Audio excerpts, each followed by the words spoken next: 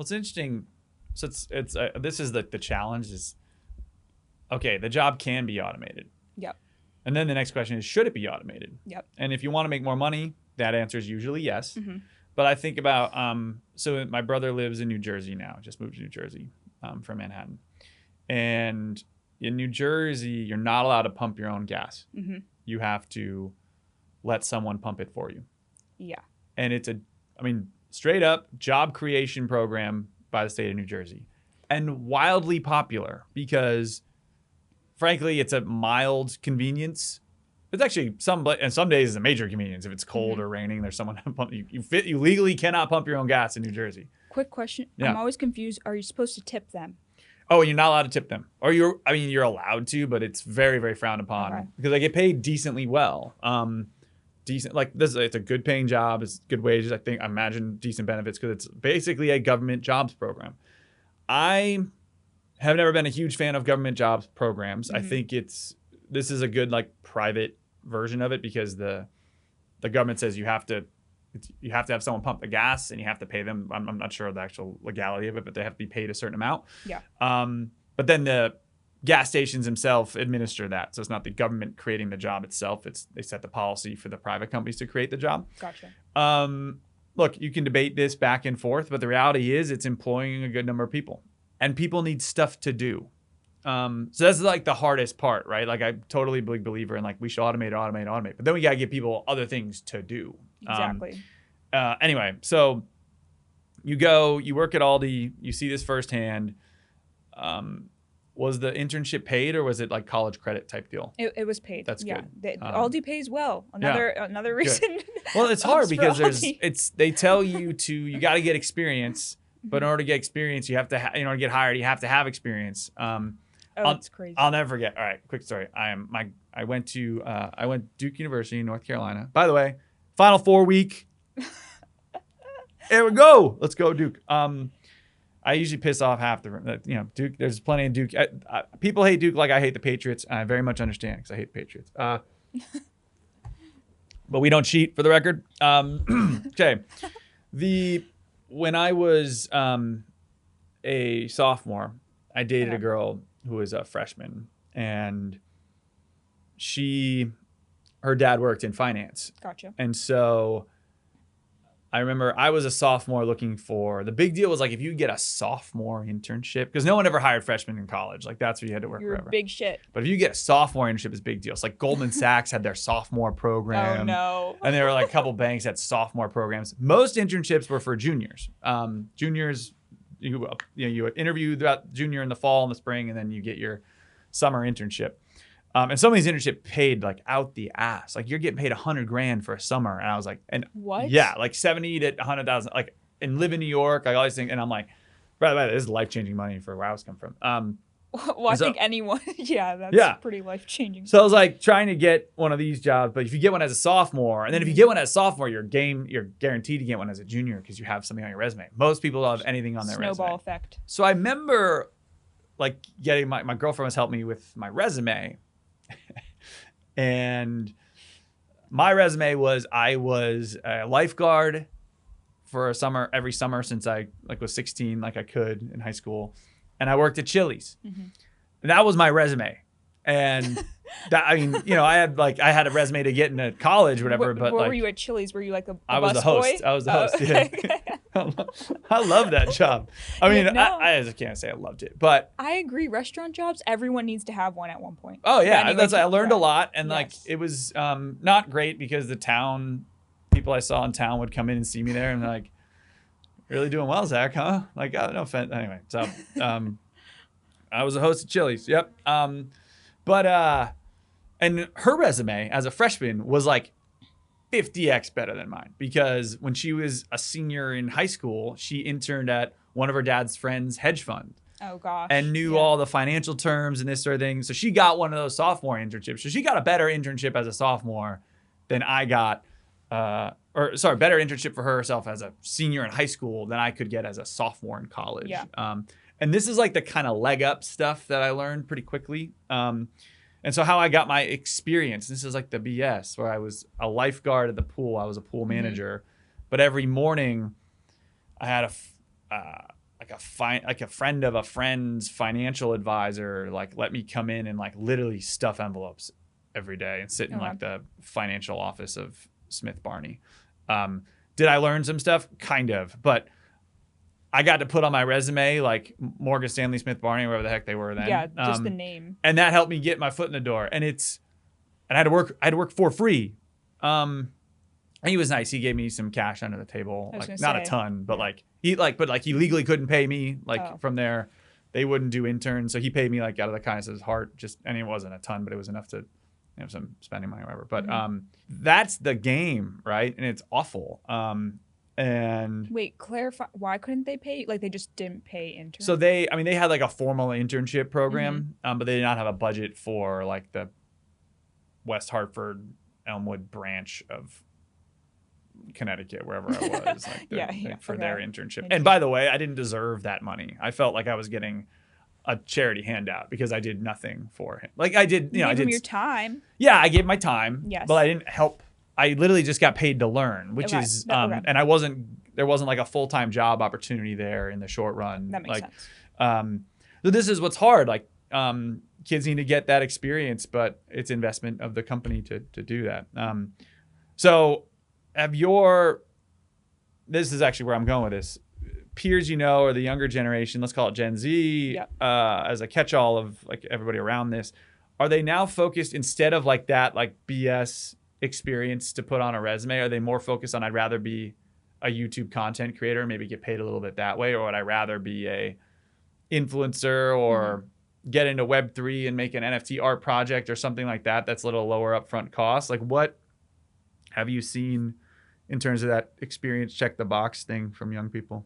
Yeah, I mean, I don't think it's all or nothing towards either one. So, I mean, you're seeing with high schoolers today more extracurriculars than ever before, like in terms of they need to like deck out out their application. And the burnout is crazy amongst young kids in terms of what they're kind of experiencing, the pressures in order to get into college, which is just crazy. But I mean, you're definitely seeing in the back of everyone's minds, even those people with full-time jobs today, everyone at the end of the day, I think people align Gen Z with a want for entrepreneurship, but at the end of the day, I think the reality is people just want autonomy and not maybe to have an entity over them 24/7. So you're seeing like in the back of people's minds, yes, when you have every day in your face these content creators and they have this clear autonomy within their lifestyle, that's in the back of your mind and you're maybe aspiring to that a little bit in different ways.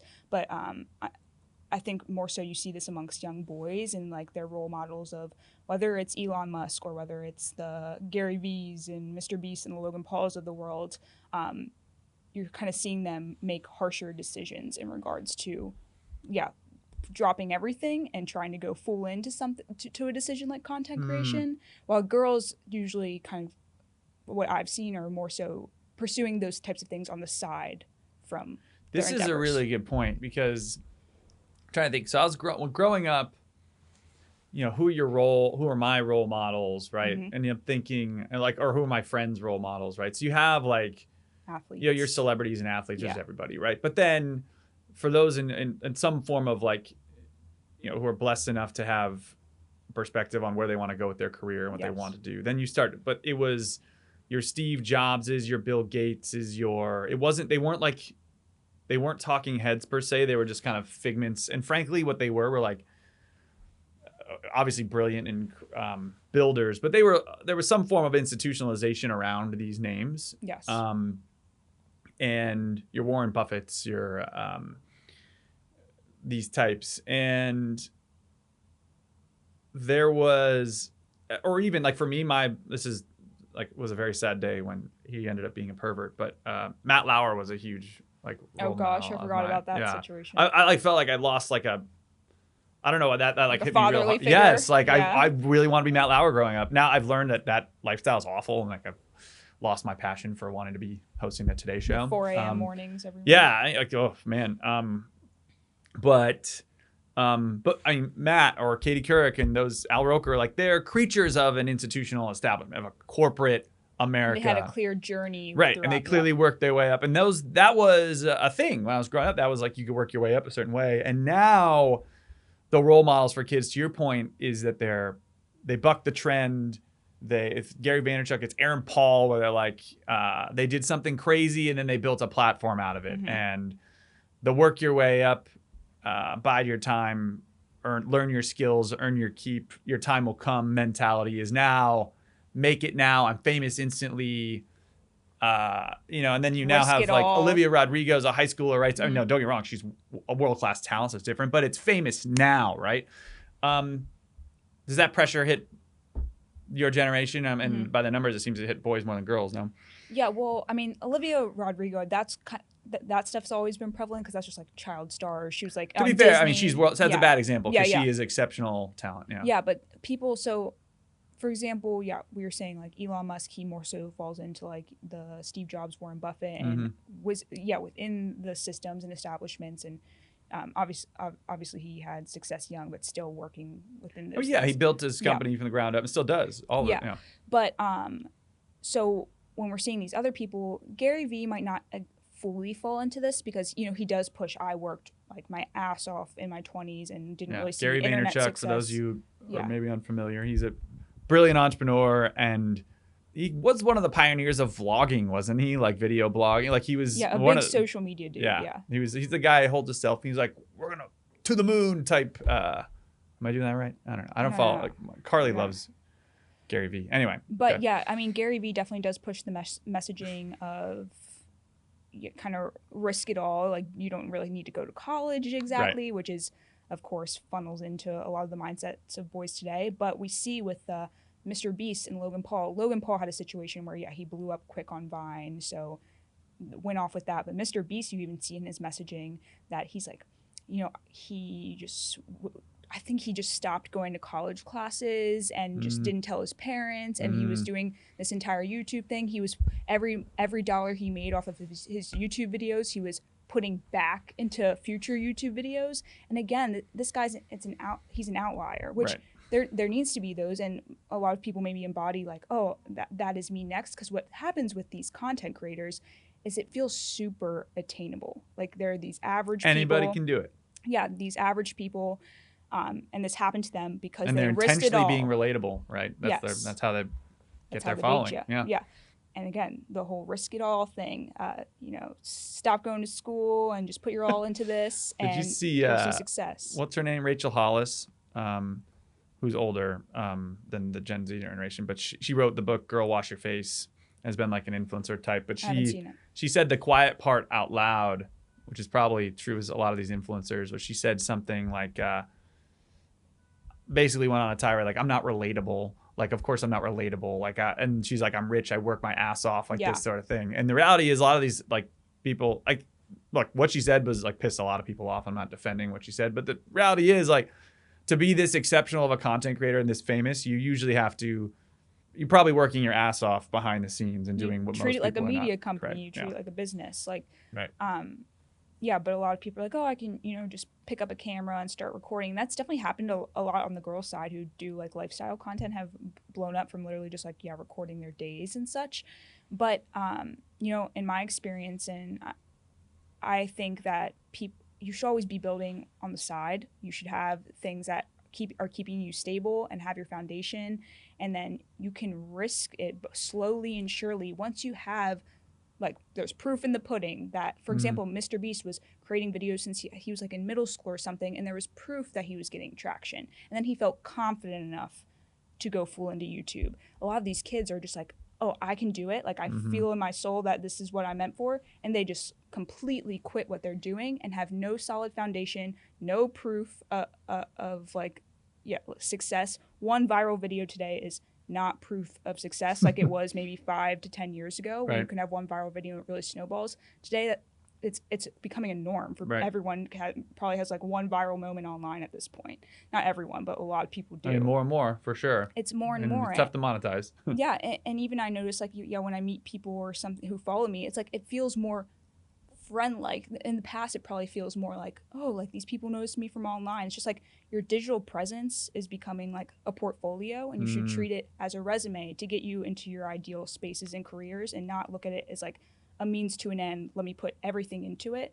Like do it on the side, build it up, and you will get into your ideal spaces through considering it like almost like a resume and a portfolio. Am I saying this right or understanding you correctly? Is content creation should be a part of who you are and what you do, but not necessarily your sole source of activity and income. Yeah, I mean, the average lifespan or whatever of a content creator online, I think it's like, what is it? It's like 2 years or something like that. I might that be checks saying, out. yeah, so you see these people, I mean, and even people who were YouTubers when I was young, like I remember my first favorite YouTuber was Fred. Like he was just like crazy online. But he's off the map now in terms, he makes YouTube videos differently now, but it's by no means what it was. The attention economy is hard to stay relevant in. You need to be setting a foundation for yourself, and things that if it all goes away tomorrow, it's fine because you used it in a way to, get you into other career paths and build something for yourself outside of it. Because also people like to dumb down what it takes to be like stay relevant on the internet. It's like you were saying, there's a ton of hard work that goes into it. The attention economy is hard, and more and more people are getting into it, and people are going to find out quick, even if they have a good year, it can all go away the next year. Yes, it's hard. Yeah.